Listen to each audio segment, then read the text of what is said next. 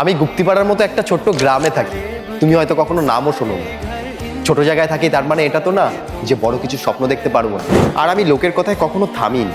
অনেক নিচে নামানোর চেষ্টা করেছে আমাকে, কিন্তু আমি উঠে দাঁড়িয়েছি আর বড় স্বপ্ন দেখেছি, সেটা পূর্ণ করার চেষ্টাও করছি। সে বড় স্বপ্ন দেখতে দেখতে সামান্য কিছু একটা অ্যাচিভমেন্টও করেছে। তোমরা যে তন্ময় 18 দেখছো, সেটা 24K ফ্যামিলি কমপ্লিট করেছে, তার সাথে তন্ময় ফিটনেসও 10K কাছে পৌঁছে গেছে। ধন্যবাদ সবাইকে।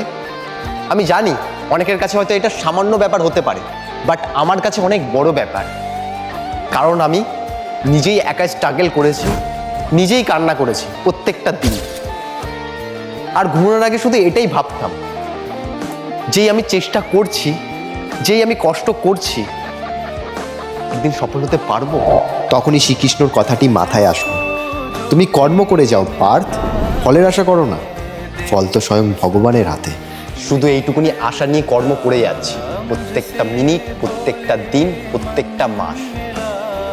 হ্যাঁ আমি জানি তোমাকে কিছু দেওয়ার আমার সামর্থ্য নেই, তবে কথা দিচ্ছি যেদিন আমার কাছে তোমাকে কিছু দেওয়ার সামর্থ্য হবে, আমি অবশ্যই দেব। কারণ যে তোমাকে ছোট থেকে সাপোর্ট করে তাকে কখনো ভুলতে নেই। আমি ফার্স্ট ভিডিওতে কথা দিয়েছিলাম, মনে আছে, যে আমার কাছে কখনো কিছু বাজে জিনিস শিখবে না।